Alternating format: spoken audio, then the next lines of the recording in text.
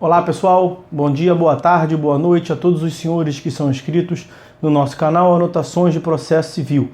Se você ainda não é, eu sou o professor Arthur Vieira e depois que eu concluí o meu doutorado em Direito Processual, eu resolvi me dedicar a esses veículos de comunicação para que eu pudesse transmitir aos senhores conhecimento jurídico de qualidade e de forma gratuita.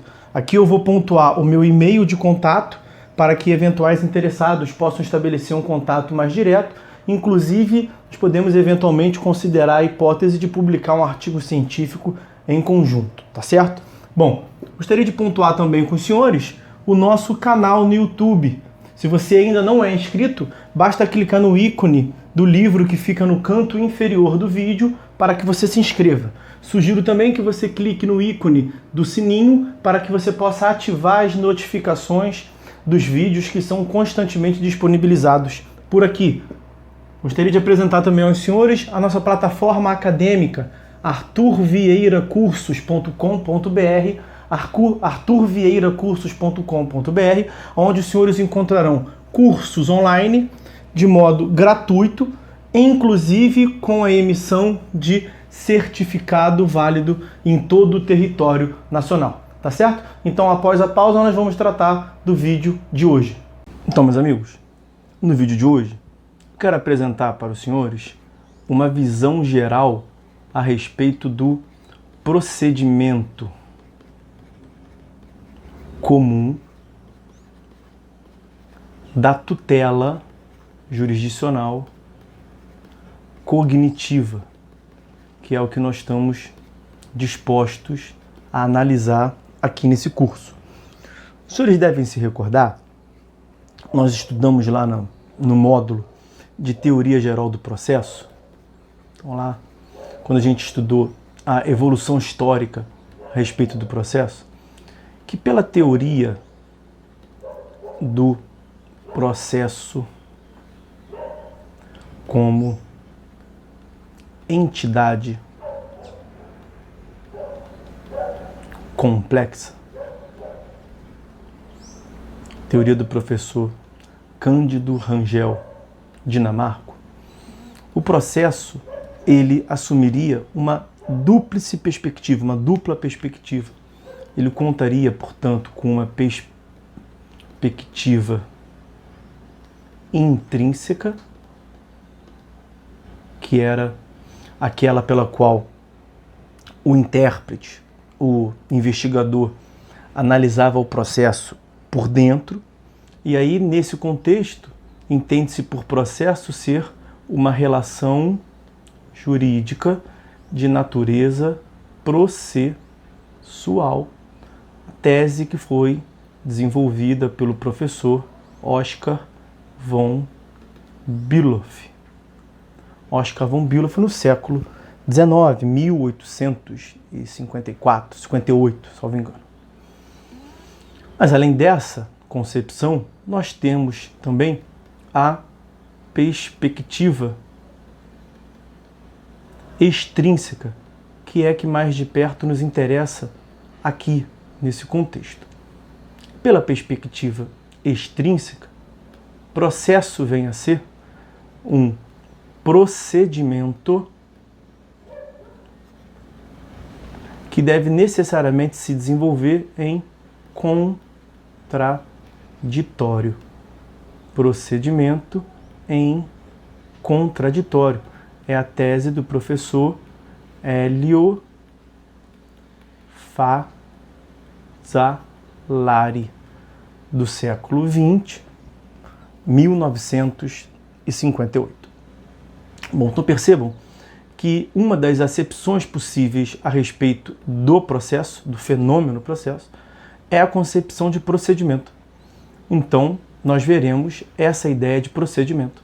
E o que se entende por procedimento? Procedimento é a sequência ordenada de atos destinados a um fim. Então, com a finalidade de lhes passar conteúdo, eu montei um script que eu tenho que analisar passo a passo. Pouco adiantaria, eu já escrevi aqui a parte final e falar de sentença.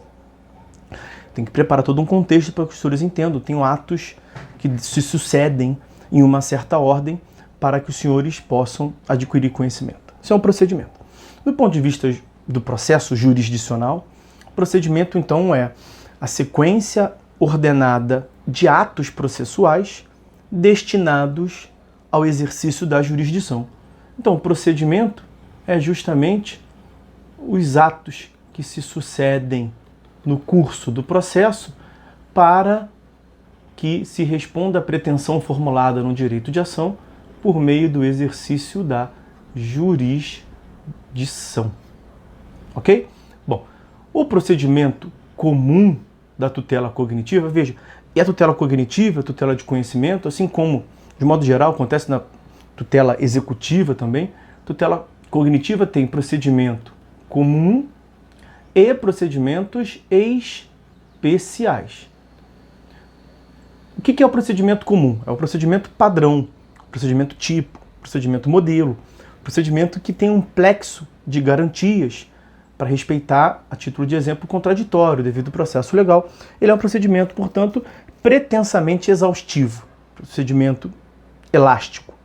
Procedimentos especiais são aqueles que, por excelência, possuem uma distinção, uma diferença em relação ao comum. Eles possuem uma especialidade. E aí nós veremos no momento próprio, um módulo próprio, um curso próprio, separado deste. Tá bom? Então vamos lá. No que consiste o procedimento comum? Vou botar aqui resumidamente, depois vamos analisar ato por ato. Muito resumidamente, nós teremos inicialmente a petição inicial, depois nós teremos uma audiência de conciliação ou mediação, teremos a possibilidade de resposta do réu, depois teremos uma decisão que vai organizar, de organização do processo, e ao final nós teremos a sentença. Mas como eu disse, isto é uma visão bem resumida, talvez os principais atos. O que eu pretendo agora analisar com os senhores é uma análise mais detida, uma análise mais minuciosa. Nós vamos analisar cada um desses atos em uma aula específica, em uma aula própria. Isso aqui é apenas uma visão panorâmica. Então deixa eu colocar aqui de uma forma mais específica. Veja bem, o procedimento ele vai iniciar com a petição inicial. A petição inicial, nós teremos uma aula própria para tratar dela, mas ela é representada, seus requisitos, basicamente no artigo 319 e 320. Não exaustivamente, nós falaremos sobre isso lá, mas basicamente estão ali. Depois de apresentada a petição inicial, o juiz vai proferir o que se chama de despacho preliminar. Despacho preliminar. E nesse despacho preliminar, ele vai, portanto, analisar se os requisitos da petição inicial estão presentes ou não. Se o despacho preliminar for no sentido positivo, isso vai nos conduzir a, em regra, a citação. Tanto é assim, veja, despacho preliminar positivo, tanto é assim que não raro esse despacho preliminar positivo é representado por uma fórmula muito curta, cite-se. Muitos juízes colocam resumidamente cite-se, para afirmar que implicitamente que os requisitos da petição inicial estão preenchidos e que deve, portanto, agora, como próximo ato, citar o réu. Mas pode ser que esse despacho preliminar seja no sentido negativo. Por que negativo? Porque, portanto, os requisitos da petição inicial não foram preenchidos. Não tendo sido preenchidos os requisitos da petição inicial, o juízo deverá oportunizar a emenda da petição inicial. Emenda da petição inicial que está disciplinado no artigo 321. Artigo 321, nós falaremos dela. Com a análise da emenda da petição inicial, veja, a emenda, uma complementação, um remendo. Então, analisando a petição inicial mais a sua emenda, pode ser que agora os requisitos estejam preenchidos. E aí ele vai proferir um novo despacho preliminar que pode agora ser positivo. Sendo esse novo despacho preliminar a respeito da emenda positivo, isso vai nos conduzir à citação, em regra. Mas pode esse novo despacho preliminar voltar a ser negativo. E aí, nesta hipótese, abre a possibilidade do juiz proferir uma decisão colocando fim ao processo, que é a hipótese de indeferimento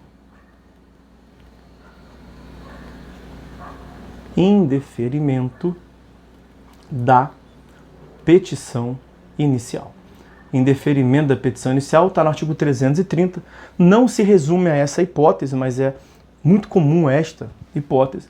Então, artigo 330, nós analisaremos todas as hipóteses. 330 combinado com 485, inciso 1º, só para deixar claro que esse 485 são hipóteses de sentença que não resolvem, não analisam, portanto, o mérito. Indeferimento da petição inicial. Ok? Bom, eu disse para os senhores o tempo todo que com a análise da petição inicial ou com a análise da petição inicial mais a emenda, pode ser que o juiz profira o despacho preliminar positivo. E com o despacho preliminar positivo, em regra, isso vai nos conduzir à citação. E aí, por que eu disse esse tempo todo em regra? Porque pode acontecer que antes da citação ocorra um fenômeno processual chamado de julgamento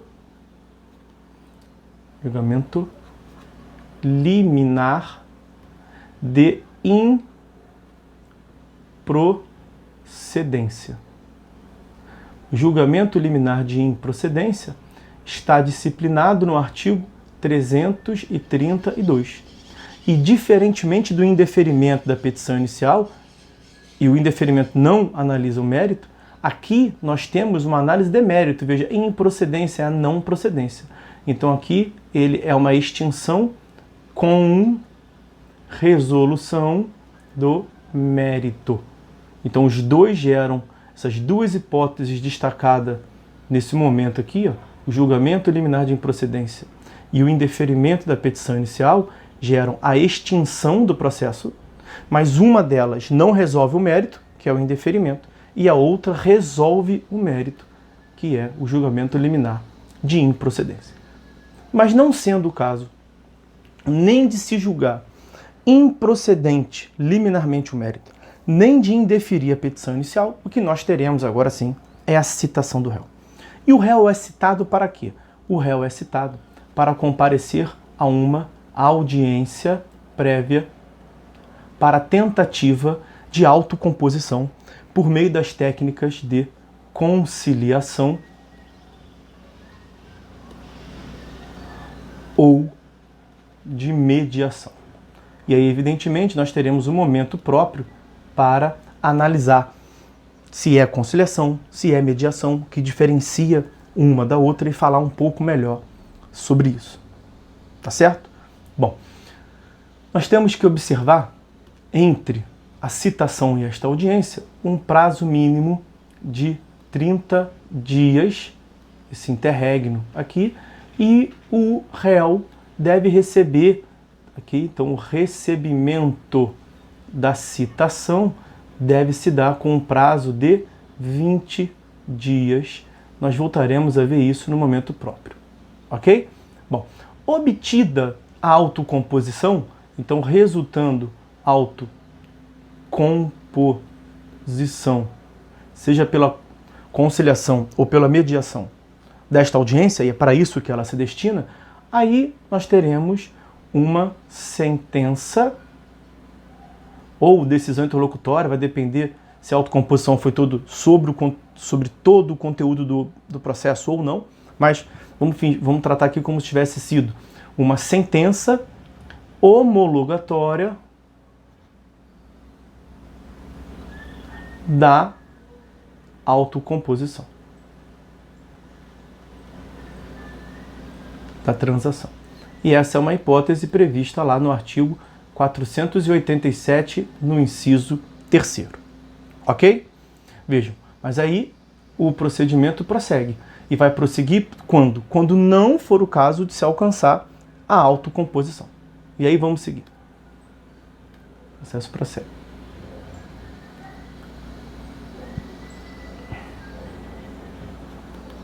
Portanto, não alcançada a autocomposição, chega a fase, como eu já adiantei para os senhores, da resposta do réu.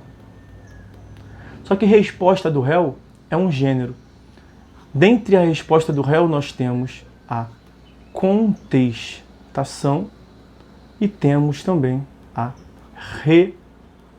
reconvenção. Muito rapidamente, eu acho que eu acabei esquecendo aqui atrás, deixa eu confirmar, esta audiência de conciliação está disciplinada no artigo 334. Voltando para cá, a contestação está no artigo 335 a 342 e a reconvenção está no artigo 343. No momento próprio, nós vamos diferenciá-la. Basicamente, a contestação é uma peça de bloqueio, de defesa, ao passo que a reconvenção é um contra-ataque incidental, é a formulação de uma pretensão própria.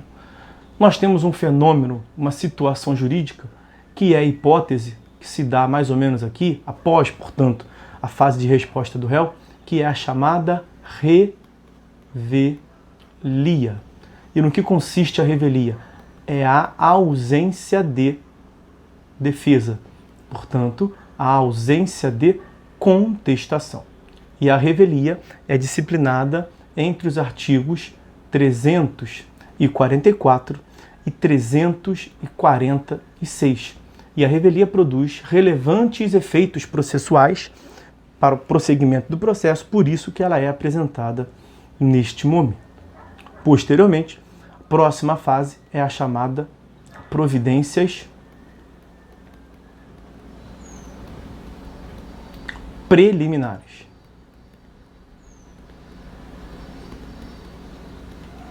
Dentro das providências preliminares, nós veremos os seguintes institutos: a não incidência dos efeitos da revelia, o que se chama na prática, não é assim que o código trata, mas na prática, de réplica, e também a ideia de saneamento.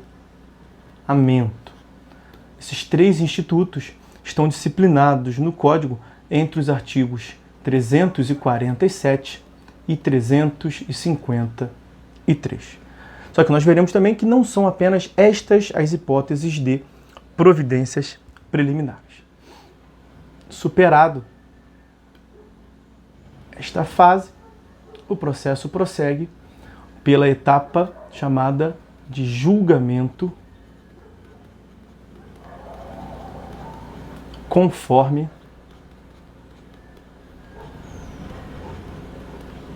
o estado do processo.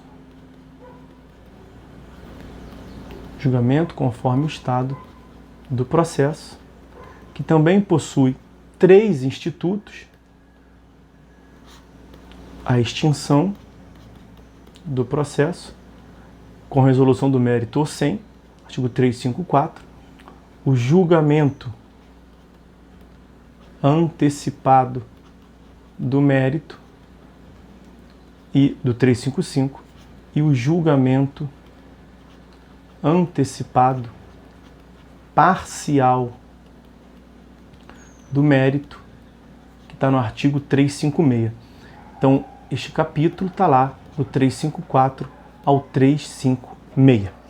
Não sendo hipótese de se aplicar o julgamento conforme o estado do processo, chega o momento da se proferir a decisão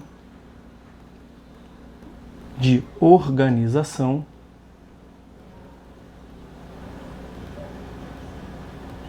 e saneamento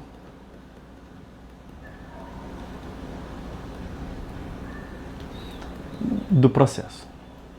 Esta decisão está prevista no artigo 357. É um ato processual relevantíssimo, consiste numa das novidades do Código Novo, do Código de 2015. Ele vai organizar justamente a atividade instrutória, porque se o juiz não conseguiu julgar o processo no estado em que ele se encontra, é porque ele não está convencido ainda. Então a próxima fase que nós teremos aqui é a instrução probatória. Só que antes de se praticar a instrução probatória, o juiz vai proferir uma decisão organizando-a. Esta instrução probatória, ela se divide em teoria geral da prova, em provas em espécie e também na A e J. Nós veremos isto em separado. Teoria geral da prova está lá entre os artigos 369 a 383. Provas em espécies está entre o artigo 384 e 484. E A e J está entre os artigos 358, em continuação, e 368. Tá certo? Bom, a IJ, se for necessário, ela é realizada aqui, ó, mais perto do final do processo. E aí, como adiantado, estamos perto do final do processo, nós teremos, como adiantado, aqui em continuação, se for necessário, a IJ, e aí perto da IJ, podemos até apagar aqui, não tem necessidade de todo esse traço. A IJ dispõe o código, o juiz proferirá sentença na IJ, audiência de instrução e julgamento, só que ele pode ir também concluso após a realização da audiência. Na prática é muito comum que ele vá concluso a julgamento, por isso que eu coloco aqui esse interregno, essa distância aqui. Sentença, nós analisaremos, portanto, os elementos relacionados à sentença, está lá entre os artigos 485 e 501. Além da sentença, nós veremos também a possibilidade de imutabilidade desta sentença, definitividade, que é até um dos atributos da jurisdição, que é a chamada coisa julgada. Coisa julgada que está previsto entre os artigos 502 e 508. Com isso, portanto, nós temos uma visão bem panorâmica, bem ampla, passando por todos os institutos que nós analisaremos aqui neste curso a respeito do procedimento comum. Esta é uma visão bem resumida, pontapé inicial, aqui as etapas intermediárias e o pontapé final, a etapa final da sentença, uma análise, como adiantado, do procedimento comum da tutela cognitiva, tá certo? Bom, nos próximos vídeos nós veremos esses atos individualizados, tá certo? Bom, meus amigos, então é isso. Por hora é só. Fiquem todos com Deus e até a próxima.